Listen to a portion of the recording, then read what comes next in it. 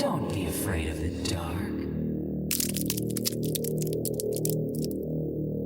Just relax and let the darkness fall over you.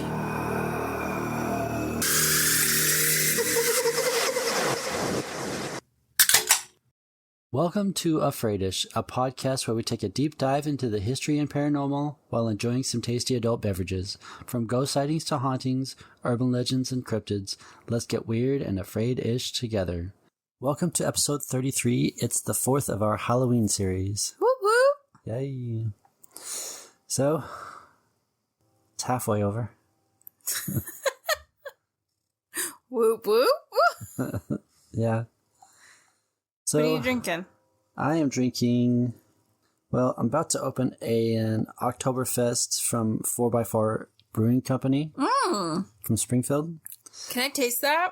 Yes. Before this, I had a Monaco Blue raspberry. but it was, I don't know, vodka, gin. It was like a Long Island, but nasty. I liked it. And blue. I liked it. I had vodka, rum, whiskey, gin. Was there tequila in it? I don't remember. I don't know, but it for sure had rum, whiskey, tequila, gin, and vodka. Yeah, with all that, it only had 9% alcohol. So. Only? Yep. Only.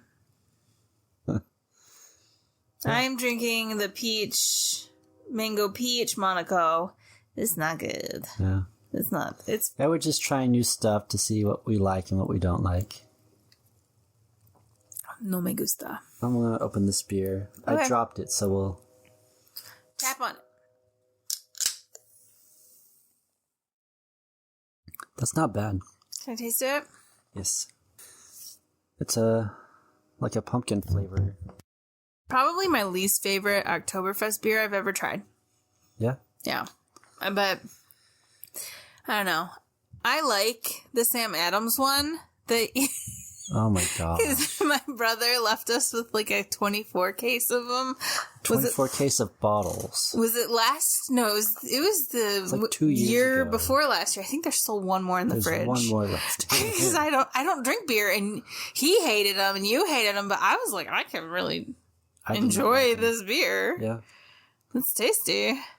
Oh. It's not that I don't like that one. There's just, I don't know. It almost tastes watered down. I mean, it's beer, so. No, but like the flavor profile's fine. I just wish there was more of it. Like it tastes watered down. Yeah. It's still pretty good. I can definitely taste the pumpkin. Yeah. Which is interesting. I have another one in there from a different company that I'll try next when we record next. Was it Mother's? Yeah, it's the pumpkin. Yeah. See, here's the thing, and I'm gonna get on a little bit soapbox. First of all, if you don't like pumpkin spice things, so fucking what? Like, let us be basic. Like, let us enjoy things. First of all, the spices that are traditionally found in pumpkin pie, cinnamon, clove, nutmeg, ginger, allspice, those are all spices that traditionally have been associated with either protection, prosperity, or removing negative spirits. Right. So it's kind of like, well, if you don't like pumpkin spice, then maybe you're the one that needs it the most. Well. But also, pumpkin's not supposed to be in a pumpkin spice latte. Huh. The fact that, like, Starbucks and other places put pumpkin in their pumpkin spice latte is... Don't like it. It's pumpkin spice, not pumpkin. The spices associated with pumpkin, not pumpkin. Yeah. Anyways. That's my spiel. Okay. Well, I hope everybody liked the Friday the 13th episode. Yeah. It's very good, very informative. Yeah. Very. I hope everybody celebrated the way they wanted. Yeah. Did you see my post on Instagram about it? No. Well, basically, I was just kind of like, if you think Friday the 13th is an unlucky day, as most people do, I think more people are like, it's just another day. Yeah. But there's still that, like, association that for so long, so many people viewed it as a negative day. To this day, some people still won't, like, spend money on Friday the 13th. Yeah. Like, they won't go out if they don't have to. People have pulled their kids out of school. Yes. Wow. Yep. And it's all because of, like, fake... It's only an American thing. Like, Friday the 13th is only an American phenomenon. It's not happening all over the world. It's not happening all over, like, the English-speaking European... I mean, I'm sure some people over there that... I don't know. Maybe. I don't know. But anyway, I guess it just feels like an American thing. But the history behind what can make Friday the 13th a good day, if you flip-flop the negative connotations and they're like, well, these components separately are all related to these things, so when you combine them all together, then you can harness their collective energy, a la Friday the 13th. Yeah. It's a really powerful, if you believe in that kind of thing, it's a really powerful day for, like, manifestation and, like, self-discovery. Self-love, baby. Self-love. And that doesn't have to be sexual, but it can be. Yeah. But, like, treat yourself. Yeah. Treat yourself. Treat yourself. Mm-hmm. You deserve it. Cook yourself a nice dinner. Make art that you enjoy. Masturbate.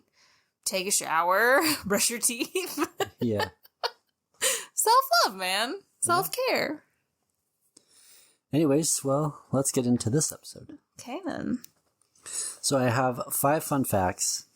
This is Ashley's episode, and I hope I got this information. Just go. All right. 5 fun facts. Scrying is a form of divination where you use a reflective or illuminated surface to see images from the past, present, or future. Scrying is also referred to as seeing or peeping. Divination is seeking knowledge or guidance about the future or unknown through the various methods. Sorry. What? You said peeping, and I thought peeping Tom. This is how an ADHD brain works, by the way. You said peeping, and I was like, oh, like a peeping Tom. And then I was like, oh, you know, if a peeping Tom listens to this podcast episode, they could go to the cops and be like, I wasn't peeping, sir. I was scrying. Oh my God. Don't do that. No. Don't peep. Don't scry in places you shouldn't be scrying in. Anyways. Here are 5 fun facts about divination. Number 1. The earliest evidence of divination dates back to the Paleolithic era, when shamans used bones and other objects to communicate with the spirit world. Divination has been practiced by cultures all over the world, and hundreds, if not thousands, of different methods have been used over the centuries. Ancient civilizations, including the Egyptians, Greeks, Romans, and Chinese, developed numerous divinatory practices, such as astrology, scrying, and reading the entrails of animals, as a means of understanding the future or receiving advice from the gods. Mm-hmm. Yeah? Yeah. Number 2. There are countless methods of divination ranging from well-known practices like tarot card reading, palmistry, and crystal ball gazing to less common methods like tasseography, which is tea leaf reading. Tasseomancy, yeah. Yep. Bibliomancy, using books to divine answers. Yep. And numerology, defining meaning from numbers. Mm-hmm. Number 3. Divination serves both spiritual and practical purposes. For some, it's a way to connect with the spiritual realm, seek guidance from higher powers, or gain insight into their own psyche. For others, it can be a tool for decision-making, planning, and understanding the potential outcomes of various choices. Number 4. Psychologists and scholars have studied divination from a psychological perspective. Some suggest that divination methods, such as tarot card readings or astrology, can serve as a form of self-reflection and provide individuals with a framework to think about their lives and problems. In this view, the efficacy of divination may be more about the introspective process than supernatural forces. 100%. Yeah. 100%. 100%. Yeah. 100%. Number 5. In contemporary times, divination continues to evolve and adapt. Many practitioners integrate traditional methods with modern approaches, using online platforms, mobile apps, and digital tools for divination. This integration has made divination more accessible and appealing to a broader audience. It's important to approach divination with an open mind and respect for the beliefs and practices of others, whether as a form of personal reflection or as a part of broader spiritual or cultural tradition. If you're interested in learning more about divination, there are many resources available online and in libraries. Or you could keep listening to this episode. Yeah.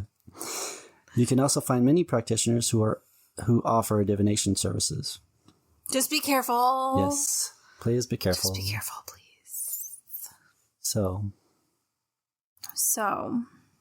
my bad communication skills.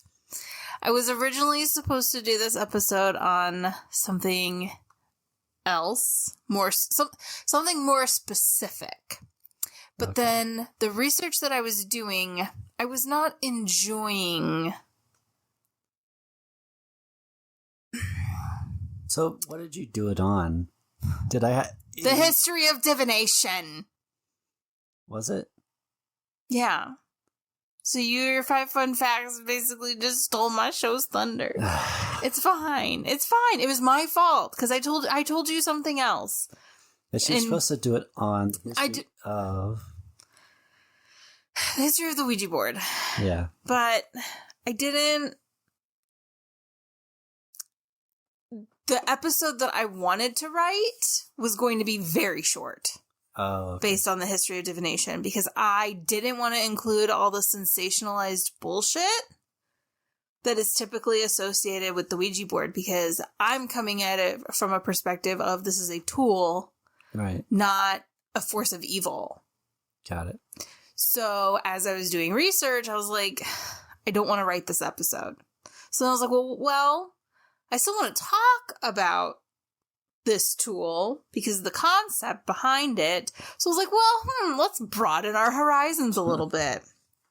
So, divination, the act of prophecy to foretell the future. Divination is the attempt to gain information from somewhere outside of the conscious mind. Some people believe they speak directly with the spirits of the deceased, gods, other non-human entities, or simply with their higher selves. How long have people been attempting to communicate with the other side, and what tools have been used throughout the eons? It is unclear exactly throughout human history we have been attempting to seek supernatural answers to humanity's questions, but the earliest written evidence of a divination practice dates back to at least 2,000 years before the Common Era in Mesopotamia. Divination in its various forms was extremely widespread throughout the ancient world, just as in the modern era. Well, nice. Do you have anything to say? No. When we think of ancient divination, no doubt we think of oracles such as at Delphi. Oracles were located throughout the ancient world and were a popular resource for rulers in many capacities. Alexander the Great famously visited the oracle of Amun after he captured Egypt from Persia. The aforementioned oracle at Delphi, otherwise known as Pythia, was the high priestess of the temple to Apollo. While there is no shortage of documentation from the period during which the Oracle of Delphi was active, there is little information on the intricacies of how the oracle operated. It seems that the contemporary authors just assumed this information was common knowledge. Thanks a lot, guys. Whatever happened to documentation for posterity's sake? Like, write it down. Yeah. Any stories that do go into detail often tend to give conflicting information. One of the most common stories of the Pythia claims that she would enter into a state of frenzy, possibly caused by the vapors of hallucinogenic gases seeping through a fissure in the rock on top of which the temple was built. Some say the Pythia would sit on a three-legged stool near the crack. She would then become intoxicated and would babble gibberish that would then be interpreted by a priest speaking in dactylic hexameters, which, according to the article I was reading, is the preferred, what is it called? When, like, iambic pentameter, whatever. I don't. Writing style? I don't know. I'm not a writer. I don't. This makes me think of the episode of Doctor Who, the Pompeii episode. Oh, yeah? Yeah. Oh, yeah. Anyway. Sorry. No, sorry. Herodotus, however, claims that the oracle herself spoke directly in verse and that no interpretation was needed. Other accounts say that she would enter into a trance and listen for meaning in the rustling of the leaves of a laurel tree, which is the sacred tree to the god Apollo. She would then interpret whatever, it rustled this way, so that means this. Whatever, I don't know. Yeah. While the Pythia at the Temple of Apollo was the most, at least for us, is the most well-known oracle, and arguably to us, again, we consider them to be the most important because of how many like historical records they're involved with. The oldest known oracle was the Dodona. This oracle is thought to date as far back as 2000 BCE and was located near the town of Ioannina in Epirus. Priests and priestesses would sit in a sacred grove and attempt to interpret messages in the sound of rustling leaves. They may have even used devices made of bronze similar to modern-day wind chimes through which to receive messages from a mother or earth goddess figure, often assumed to be Gaia. But the inscriptions on the temple give this goddess the name Diona. There is also evidence that at some point this temple and group of oracles may have served Zeus, as his name is found inscribed alongside Diona's. While oracles are seen today as dominating the ancient divination scene due to their direct communication with the gods, they only worked at certain times of the year and could only be seen on specific days of the month. Seers, on the other hand, were more populous than oracles, and they didn't keep such limited schedules, making them more accessible to more people across ancient society. Seers were not in direct contact with the gods, though. They prophesied through the interpretation of signs given to them allegedly by the gods.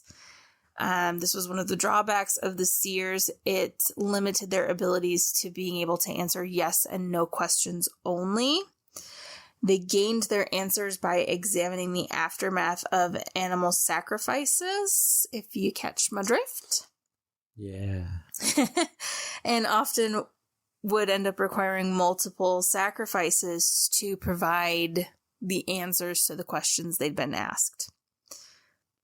Seers were convenient, though, as they could travel on campaign with the army.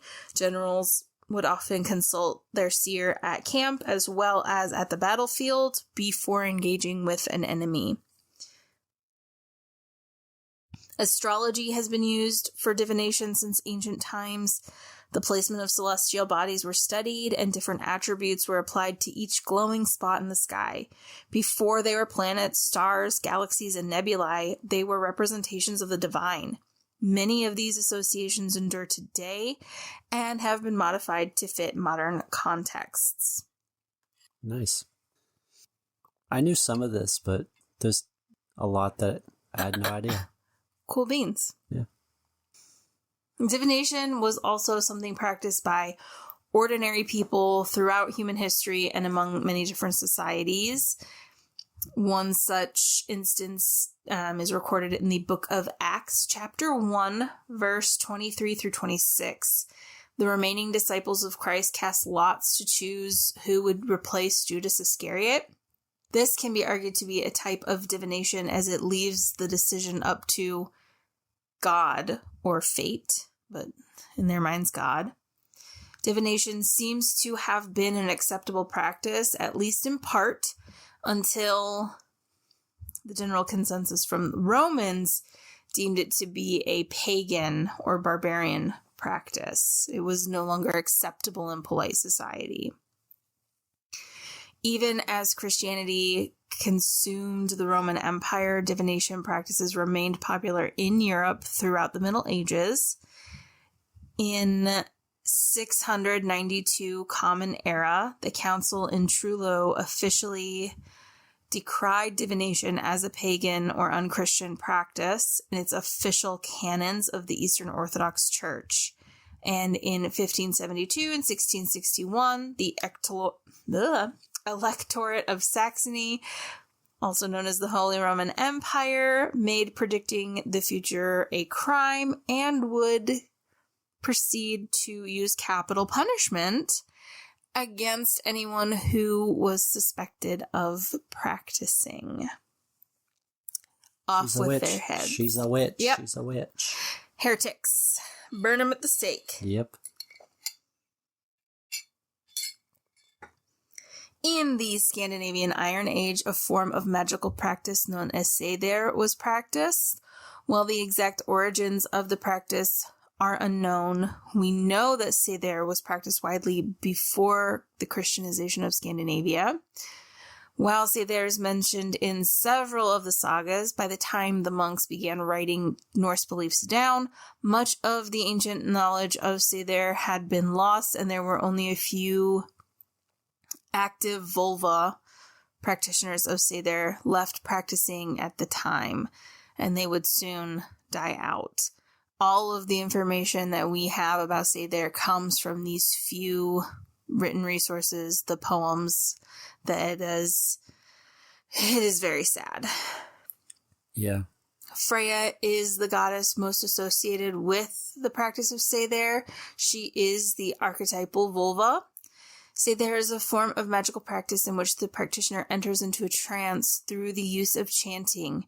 During this trance, the practitioner is believed to be in direct communication with the gods and other powerful spirits, and she can ask them to change the future to intercede on behalf of her client, and the gods can then choose to do so or not to do so, and then she would then deliver the message that the gods told her. That's pretty cool. Seder was seen mostly as a women's craft, although there are instances of men practicing. Men who practiced Seder were seen as ergi, or unmanly. In the Lokasana, a poem in the Poetic Edda tells of an interaction between Loki and Odin, in which Loki attempts to insult Odin by calling him ergi, because Freya had taught him the art of Seder. Odin basically claps back at Loki for the time when Loki spent 8 years on Earth as a woman, milking cows and having babies. Oh, God. Knowest thou that I gave to those I ought not, victory to cowards? Thou was 8 winters on the earth below, milked cow as a woman, and didst bear children. Now that, methinks, betokens a base nature. In the Poetic Edda, Snorri Sturluson insinuates that Seidr renders the practitioner weak and helpless. I'm assuming he means during the act, because they're in a trance-like state and would therefore be vulnerable. This makes it not manly. In the saga of Eric the Red, they tell a story of a vulva named Thorbjörg, which is translated to protected by Thor.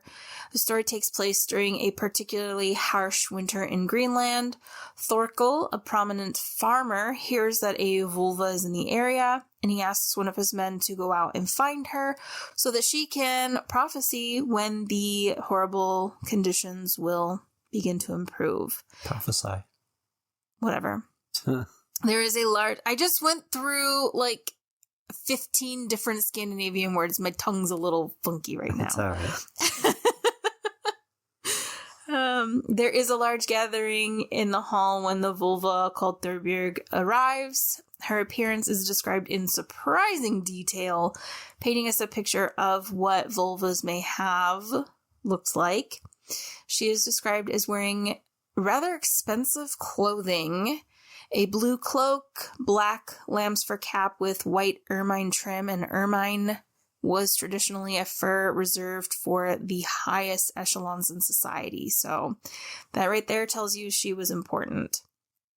Her gloves were also ermine skin, and the fur was on the inside, so they would have been very soft and warm. She wore a string of glass beads around her neck, which was typical fashion for Nordic women of the time, although the wealthier the woman, the more beads she would have. Right. So she had a skin pouch, a pouch made of animal skin, in which contained the necessary accoutrement for her magical practice. She is also noted, very importantly, to have on her person an ornamentally decorated distaff, inlaid with jewels, with brass accents. And archaeologists have found several graves that have been excavated that had led them to believe that the woman buried had been vulva because of these very ornamentally decorated distaffs and animal skin pouches full of cannabis seeds and other hallucinogenic plant materials. But back to Thorbjörg. Thorbjörg asks for someone to sing the Vardlokker, which are warding songs. A young Christian woman named Gudrid is reluctant due to the heathen nature of the practice, but does so because she wants to help her community. She had learned the tradition of Vardlokker from her foster mother. Thorbjörg prophesies that the famine will end soon, as well as predicting 2 goodly marriages for the young woman called Gudrid. In the Middle East, a practice called Ilm al-Ramal, the science of the sand, a form of geomancy, was developed. This practice required the geomancer to draw 16 random shapes in the sand. These shapes would consist of groupings of lines or dots, similar in appearance, I think, to, think of the face of a die, how the dots are arranged in geometric patterns. Yeah. The geomancer was not supposed to think about or make any effort in the configuration they were drawing until after they completed all 16 geometric groupings. They would then examine their work and use known associations to work out any meanings. There's also a similar practice in Western Africa. It's likely that the 2 practices came from the same origin, and as they traveled out, developed their own individual flares. The Chinese had their own their own form of geomancy. The geomancer would enter into a trance-like state and begin making random markings on the ground, which would then be interpreted by an associate, usually a young or illiterate boy. The Chinese also had the I Ching, or the Book of Changes. The I Ching is an ancient text. It's one of the oldest of the Chinese classics. And according to ChinaFile.com, the I Ching is a philosophical taxonomy of the universe, a guide to an ethical life, a manual for rulers, and an oracle for one's personal future and the future of the state. It essentially explains the secrets to the universe. Thought leaders from every religion throughout history have studied and commentated on the I Ching.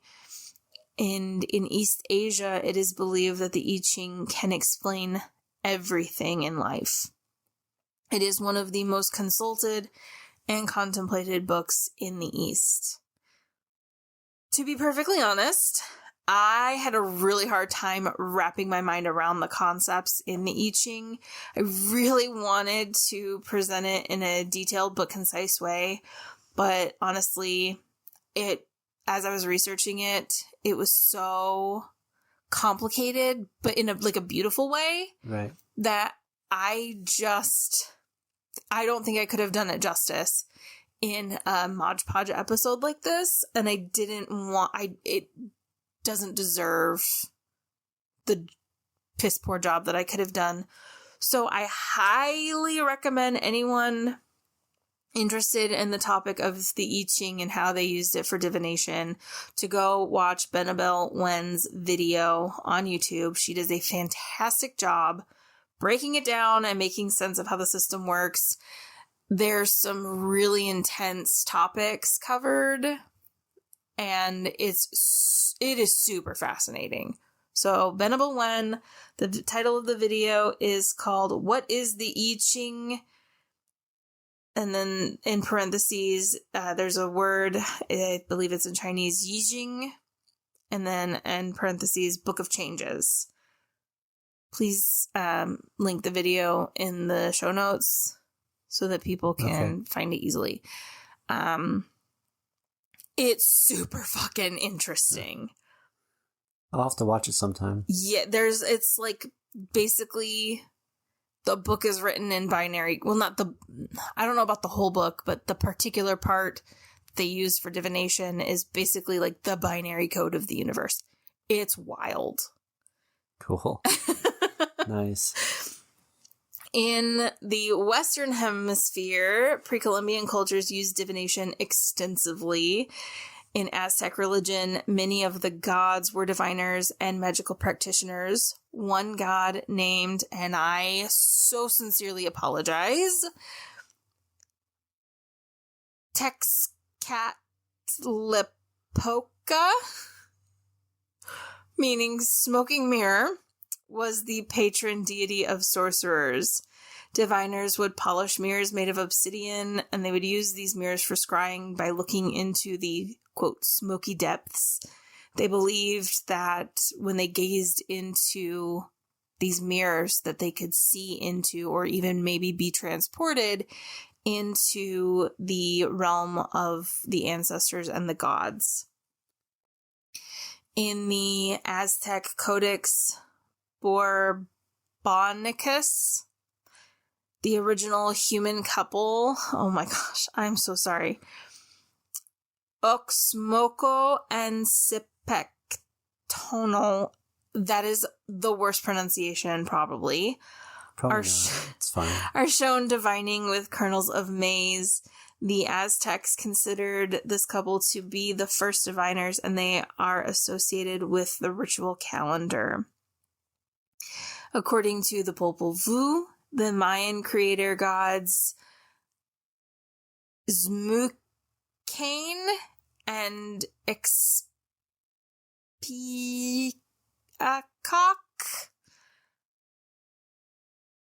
My mouth doesn't work like that.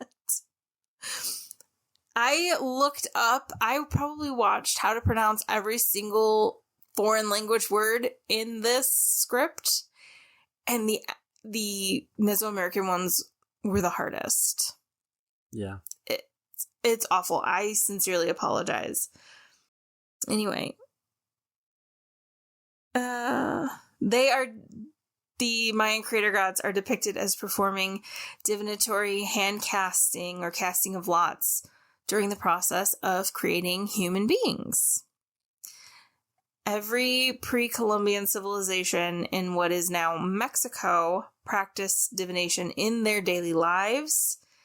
They particularly were fond of scrying, which uses some type of reflective surface, such as obsidian mirrors or shallow water-filled dishes. The casting of lots was also a popular method of divination. When speaking of Mesoamerican divinatory practices, one would be remiss not to mention the use of hallucinogenic substances. These substances would have been used to enter into an altered state of mind, and then the meaning would be interpreted through any visions experienced. Peyote is one of the most well-known hallucinogens, and they would also have used Jimson weed and morning glory. Ayahuasca would have been used in indigenous societies in Peru, Brazil, Colombia, and Ecuador. There are so many different forms of divination throughout history and across cultures. Many of them overlap very similarly and continue to do so into modern day. Scrying is one of the broadest types of divination used throughout history. The tools and techniques are literally endless. A diviner can use any type of reflective surface.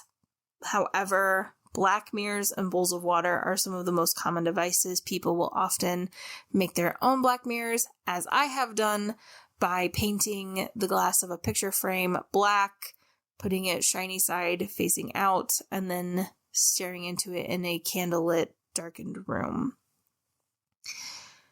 You can also fill a shallow bowl with water and either go sit out under the moonlight or in the candlelight and use the reflective surface of the water to divine off of as well. Crystal balls, either made out of glass or quartz crystal, can also be used and are commonly used. There are quartz stones that are cut and polished specifically for scrying. Sometimes they'll be sold as window, seer, or viewing stones. Some people even scry using photographs, paintings, or other forms of artwork. Some people will make the artwork themselves and then try to scry a divinatory meaning when it's finished. People will look at how candle wax melts and try to scry out of that. Literally, the possibilities are endless. Yeah, you can use anything. Anything. To divine by scrying, the room is darkened and a lit candle is the ideal light source, singular lit candle. The diviner can be sober or under the influence of a substance like cannabis. I know there's a lot of Puritans out there that say, if you can't divine, if you can't meditate sober, then you shouldn't do it at all. And that's bullshit, because some of us need help, motherfucker. Some of us need help, okay? The goal is to close yourself in a dark room. People will even turn closets in their home into scrying rooms. It's crazy. I mean, in a good way. Like, yeah. I'm not insulting. Like, it's amazing. But you just want to lock yourself in a darkened room. Look at whatever you're looking at with a softened gaze. You don't want to be like staring at it. You want to almost look through it, not at the object, and let your mind wander. Sometimes you'll get visual things, like things will appear to be happening in your visual field. Sometimes things are a little bit more mental, but just kind of allowing your mind to focus on one thing allows the meditative thought process to kick in. Everyone's different. Everyone experiences things differently. There is no wrong way to scry. Tarot and oracle cards are another popular method of divination and a particular interest of mine. Tarot is its own system with a structure that is consistent across all decks, but it does leave room for some creativity, while Oracle decks follow no structure outside of what the individual creator intends for that specific deck. When reading tarot, the reader takes visual cues from the images on the cards, as well as meanings and associations that the individual deck creator has associated with the cards. Oftentimes in the artwork of a tarot deck, there will be signs and symbols integrated into the artwork in some way. It's hard to explain without spending a lot of time, but the tarot reader will basically look at the picture, study it, and any intuitive hits that come off, most tarot readers have their own associations, as well as trying to memorize or remember the associations that the individual author has for that deck, because each deck has its own personality. Yeah. And a lot of that has to do with the artwork and the intention behind its creation. Oracle decks are a little different than tarot since, again, they follow no set structure. Each individual deck is its own unique creation. Sometimes they are created by one person. Sometimes they're collaborative work, team effort, doesn't matter. Similarly to tarot, the reader will use their intuition to divine meaning through visual cues in the artwork, as well as any messages that stand out in the card descriptions in the guidebook provided with the deck. Sometimes oracle cards will have keywords or phrases written on the card itself. It really just depends. Casting of lots is still widely used in modern divinatory practices. Some practitioners, and this is a common practice in hoodoo and other southern African-based spiritual practices, they'll throw the chicken bones and then interpret the meaning in the shapes that the bones make once they come to a rest. Other lots that can be cast include runes, ogham, and charms. Some practitioners will spend a lot of time and effort collecting different charms, as well as assigning each individual charm its own meaning custom to this particular collector. Runes and ogham are two ancient alphabets that are commonly used in modern divinatory practices. Runes most usually come from the Elder Futhark Norse alphabet, and those runes are standard across the board because they're historically factual in the fact that they existed. Other runes you might often find are called witches' runes, which are the symbols themselves are timeless. But the divinatory practice with them is a fairly modern invention. They're basically geometric shapes representing things like the sun, water, air, etc. that are usually painted on like rocks or stones and tossed out, similarly to how runes or ogham would be. Ogham is an ancient Celtic alphabet that is associated with certain trees that were known to the Celts. Ogham is a linear alphabet consisting of notches and lines that are easily carved into wood. Mostly wood, sometimes, very rarely, you'll find them carved into stone, but it's mostly wood. Pendulums are another tool commonly used by many modern spiritual practitioners and diviners.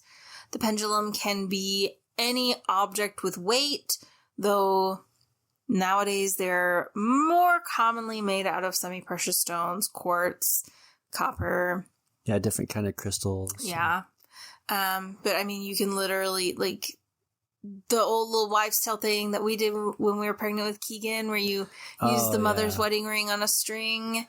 Or I think, can't you use like a needle too? Anything that has weight to it that will be suspended in air on a string. You can literally use anything. The practitioner will hold on to the end of the string, letting the weight hang free. Critics discount the accuracy of pendulums because they are easy to manipulate. However, most practitioners will say that the fact that their subconscious movements may affect the direction or swing of the pendulum means that it allows their subconscious to speak through them through their micro movements. I mean, that makes sense a little bit. I mean, yeah, you can make those move like really easily. Yes. Yeah. It's down to micro movements. And so if you are being dishonest, or if your goal is to be dishonest, you can make the pendulum say whatever you want it to say. Oh, yeah. Yep. So that there are stands and things that you can hang your pendulum from that are completely freestanding. Some people say that that takes the energetic connection out of it. Yeah. I don't know. I guess it depends on your goal. If you're trying to communicate with spirits outside of your higher self, hanging it from a freestanding thing could be beneficial. But if you are wanting to communicate to your higher self, I mean, that separate energy is going to move it. right? Allegedly. Yeah, allegedly. Yeah. Spirit boards, more commonly known as Ouija boards, are probably some of the most infamous and misunderstood of divinatory tools. Variations of talking boards and tables have been documented throughout the entirety of human history, but the spirit boards that we are so familiar with and love to hate come to us from the spiritualist movement of the late 19th and early 20th centuries. Yep. The spirit board is a flat surface on which the letters of the alphabet are carved or painted. There is a separate item called a planchette. That is the item through which the messages are given. The participants will gather around the board, place their hands on the planchette. It is usually recommended that the participants pray or call upon any relevant deities or spirits, spirit guides, and ask them for protection.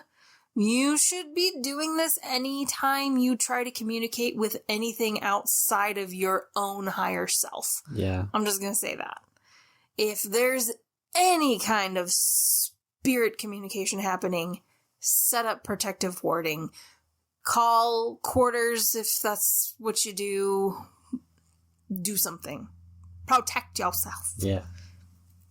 It is also recommended that you be very specific with who you are trying to communicate with. Yes. If you are trying to reach a deceased loved one, for instance, be specific that that is the only person that should come through. If, however, you are wanting to have a more open conversation, you're open to communicating with anyone who would like to talk, but you don't want demons coming through. Yeah. Be specific. Be specific. You are the one opening the door. You get to set the parameters for who's allowed to come through that door. Your spirit guides are your spirit bouncers. Use them. Yep. Anyway, the more specific the intention, the better. Again, when you are finished with your session, thank whoever came through to speak to you. Be polite. Have manners. Just because they ain't corporeal anymore doesn't mean they don't deserve a thank you kindly. Yep. Also, say goodbye. Always say goodbye. Always say goodbye. Because they will stay in there and haunt your ass because you left them in your room without saying goodbye. You invited them. Yeah. So They'd be like, I live here. I now live here, bitches. So I ain't paying rent, but I'm staying here. say goodbye, okay? It's just thank you and goodbye. Whatever happened to common courtesy? I understand a lot of times people get scared and they just like want to throw the thing away from themselves and pretend it never happened. Don't do that. Just don't do it. And don't burn it. I don't know. There's these things like don't burn your board. Don't. I don't know. It's whatever you want to believe in, I guess. If you believe that bad things will happen, bad things will happen. If you are confident and I don't even want to say you know what you're doing. You just do things in a common courtesy kind of way. I mean, or common sense, I should say. Do things in a common sense way. Yeah. Say goodbye when you're done. Then, after you say goodbye, thank any relevant deities, spirits, whatever you called in to provide that protection. Yep, and then your close protection crew, yep. Yes. Again, common courtesy. Leave out a cookie. Leave out a cookie. Yeah. Just say thanks. Here's a cookie. Let the candle burn all the way down. Use like a tea light so that it burns down quickly. It's fine. Anyway, Ouija boards are not evil tools of the devil. No more so. And you could argue that people believe the same thing about tarot. It is what it's like a gun. If you want to use a gun for evil, you're going to use the gun for evil. If you want to use the gun for good, it's what you make it, baby. Yep. It's what you make it. Anyway. It is a common misconception that the word Ouija is a conglomeration of the French and German words for yes. Oui and ja. Yeah. The alleged. I've heard this story. I kind of like it, but, whether you want to believe it or not, it's... The alleged origins of the word state that the sister-in-law of Charles Kennard, the man who is credited with creating this particular the Ouija board, spirit board, his sister-in-law asked a spirit what they should name the board. What should we name this thing?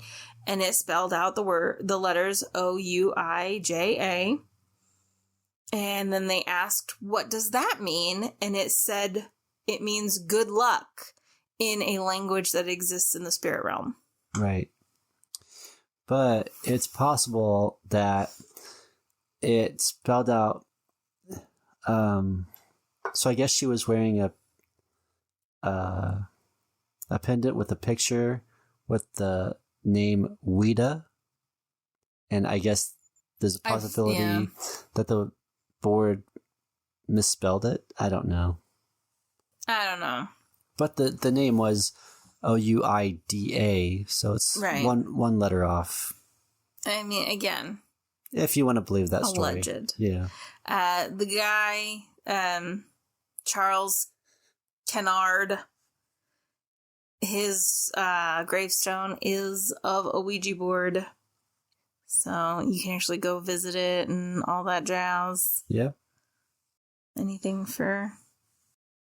It's a fascinating story. I didn't want to go into it too deeply, but he was a businessman. Oh, yeah.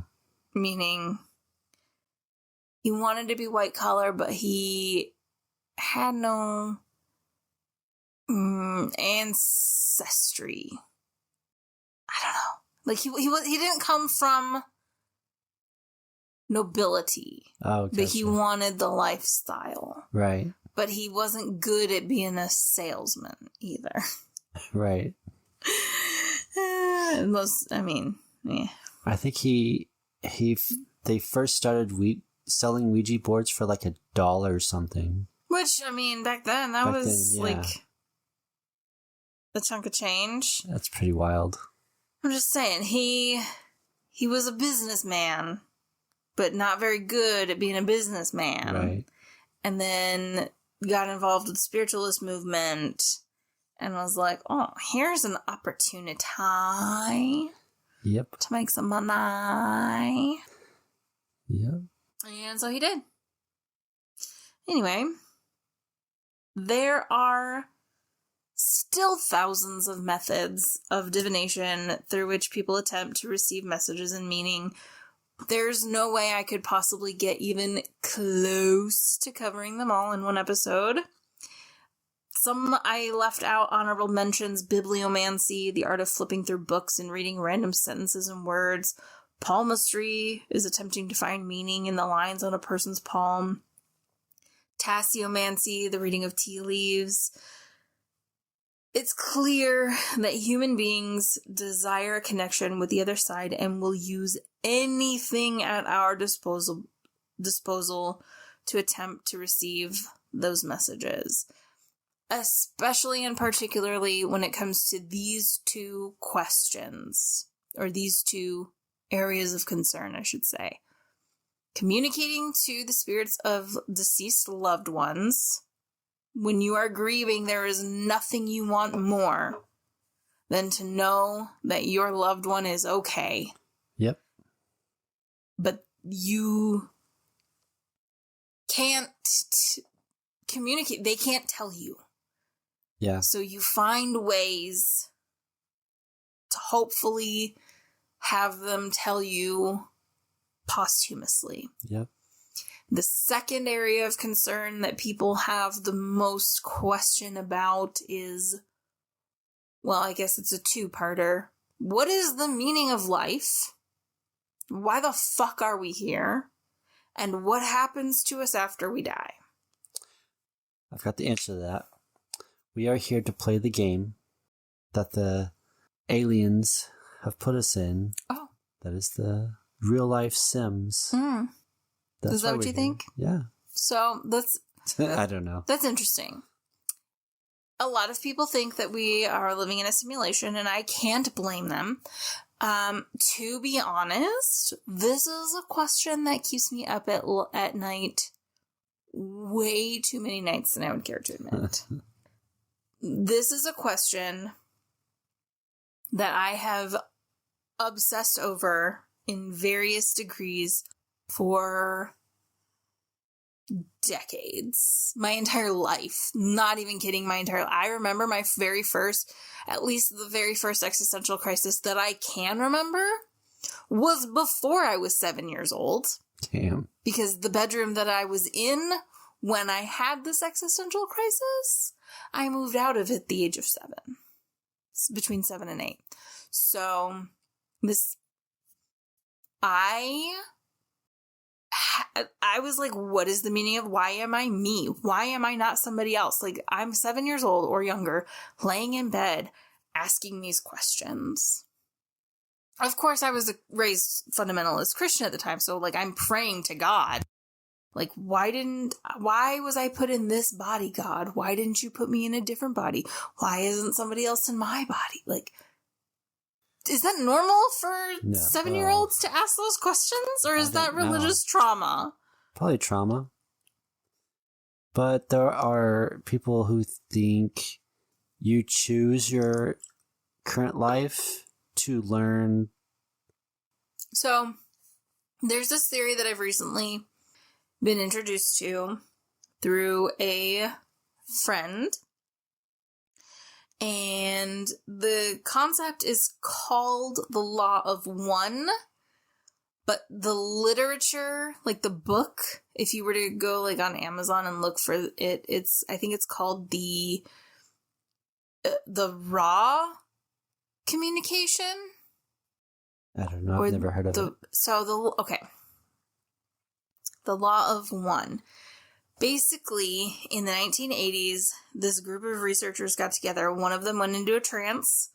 One of them wrote down what was said and the other one just observed. And basically, they allegedly made contact with Ra, the Egyptian sun god Ra, Right. Yeah. who is actually the consciousness, the collective consciousness of every soul that ever lived on the planet Venus. I know that's crazy. Okay? It's a grain of salt. But, so, Ra is it Ra? Let me make sure. Let me double check this. I'm pretty sure. Come on. The Law of One. Yes. So it's called the Ra material. R-A. Material. Anyway, so Ra is the collective consciousness of every soul that ever lived on the planet Venus. So Venus and Mars are two sister planets, one closer to the sun, one further away from the sun, both inhospitable to life currently. Allegedly, according to Ra, they both evolved. So there's like stages of evolution in life, okay? And in life, I don't just mean like physical, chemical body life. Like, right. I get it. Existence, consciousness, whatever. Anyway, there are stages. So the first stage is like, you're raw materials. You are chemistry. Stage 2 is, oh, hey, you have a heartbeat and blood and like cells and shit. Stage 3 is where we are presently, human beings. Stage 2 would be like house pets are considered like the upper ends of stage 2. Right. Whereas like wild animals are lower ends of stage 2. So there's even like tiers within the tiers. It's like a pyramid scheme, okay? You follow me? It's pretty wild. And you don't get to choose whether or not you join either. You're just there. Right. But anyway, so like the whole thing, you go through these tiers, there's levels and everything. And eventually you get to 7, which is the highest level of evolution. And that is where you integrate completely with the universe. But you're never not a part of the universe, because in order for the universe to know itself, the universe has to experience itself. Then what better way to do that than through us? Okay. So the Law of One, you and I, it's like, picture like a pyramid scheme. Like a graphic, like you got like little triangles of people. Okay. Yeah. Falling off of each other. And they're all connected by little wispy things. Okay. And the little wispy things all connect up to the very tippy top of the pyramid. Does that make sense? Sure. I'm not explaining this very well. That's what I picture. You can also picture like mushrooms. You know how mushrooms grow? Yeah. Do you know how mushrooms grow? I think so. Do you know how mushrooms grow? Okay, anyway. A lot of people don't know how mushrooms grow. So when you see like one mushroom, it's not just one mushroom. If you dig underneath there, you'll find all these little white fibrous little things, and every single little white fibrous little thing connects to the next mushroom, the next nearest mushroom. So every single mushroom is connected to every single other mushroom. They are connected to each other. It's not just like their roots are entangled. No, their roots go from each other to each other. That's pretty cool. That's how we are. Oh. Yeah. Pretty interesting. But you get to choose. Well, that's the cool thing. That's the fun part. You get to choose your trauma. Yeah. You get to choose the shit sack of life that you live. Yep. Yeah. I heard like some people believe you get to choose what you want to learn next in your journey. Yeah. Because I was like, so why is there pain and suffering? And this person that was explaining it to me is like, because you can't learn anything if you never experience anything. Right. Good or bad. But, like, if your life is just a pancake cakewalk, how are you going to grow? Yeah. And while I agree with that statement, I also negatively agree with the fact that any deity, divine, whatever, would make that the game when they can choose to make the game different. Yeah. That's why I don't like Abrahamic organized religions. Especially the ones that are like, I'm the only one, you have to worship me, I made you to worship me, and I decide whether or not you have a good life or not because you have to love me. And if you don't love me enough, then I'm not going to give you things. But then people that like really love this God don't have things, and people that are pieces of shit have lots of things. Yep. That's the way it works. Anywho, so yeah, that's a tangent we didn't plan on going on. My throat hurts now. Yep. Well, that was very interesting and very informative. I knew some of the stuff, and then some was like, yeah, really good. I really, really, really worked very hard on not making this entire episode about vulva. No, I'm not even kidding. I was like, oh, I could just talk about vulva the whole time. I love to talk about vulva. Yeah. Yeah. All right. I want to be a vulva. Yeah. That would be a seer, right? Mm-hmm. Okay. Seeress. Seeress. Like the The goddess Freya. Yeah. Fuck, what is the male? Oh, shit. I forget. Anyway, never mind. All right. Well, what? have anything else? Nope. Hopefully everybody liked this episode. Hope so. I liked it. It was pretty cool. Yeah. I feel like you definitely don't interject as much as I do. I just sit here and listen. I don't know. I know, but when I just sit there and listen, you like... You pause and you expect me to say something. Because a lot of times you do. Because you expect me to. Yeah. I don't know. But you never have anything know what to say, though. Do you talk? Do you know how to talk? I know how to talk. I don't know. So, yeah, this is a lot of fun. I didn't expect to get this many episodes out. It's been pretty cool to be pretty regular. Yeah. I like it. Yeah. Just say it. I'm surprised that you're not the reason that I'm not behind. No. Or that I'm surprised I'm not the reason I'm behind. Well, I don't know. You were acting like you didn't trust me that I was going to get this episode done. No, you got it done. I did. The last minute, but you got it done. Yeah, well, the I Ching, man, that one tripped me. I spent all day researching I Ching, only to come to the conclusion that I can't write it. I'm not the guy. Yeah. I'm not the guy. As beautiful as a concept as it is, and as amazing as it is, I'm not the guy. I would literally butcher it.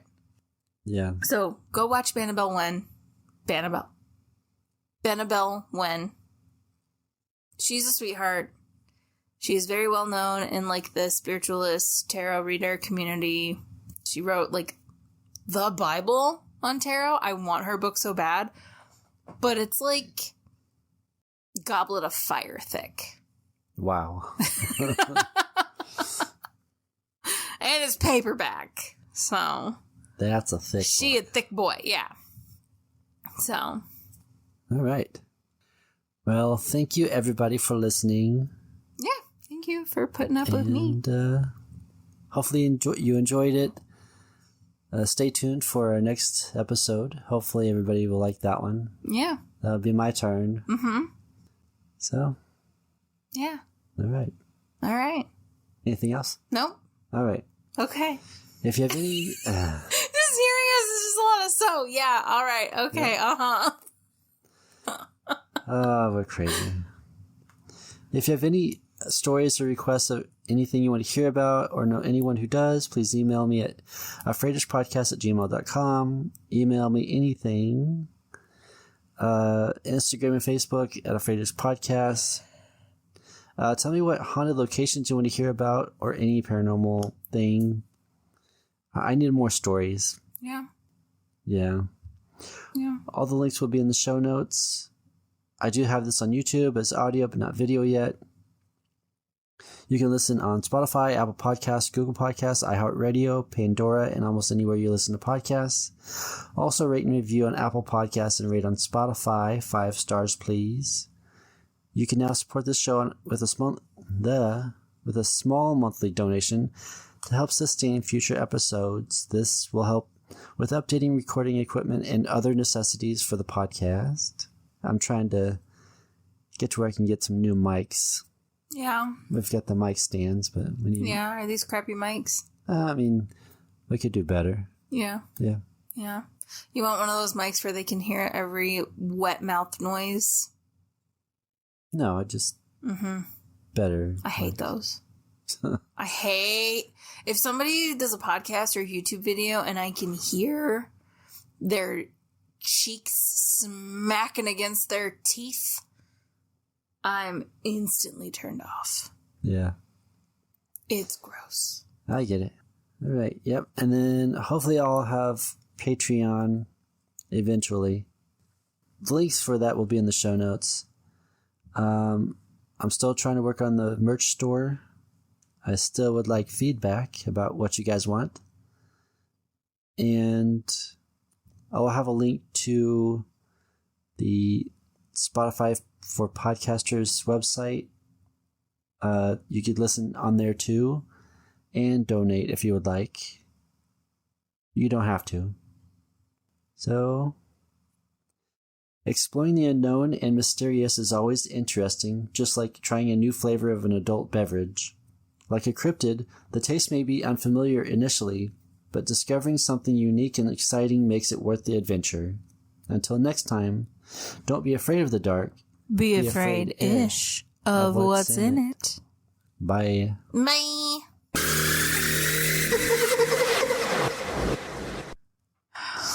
I love to talk about vulva.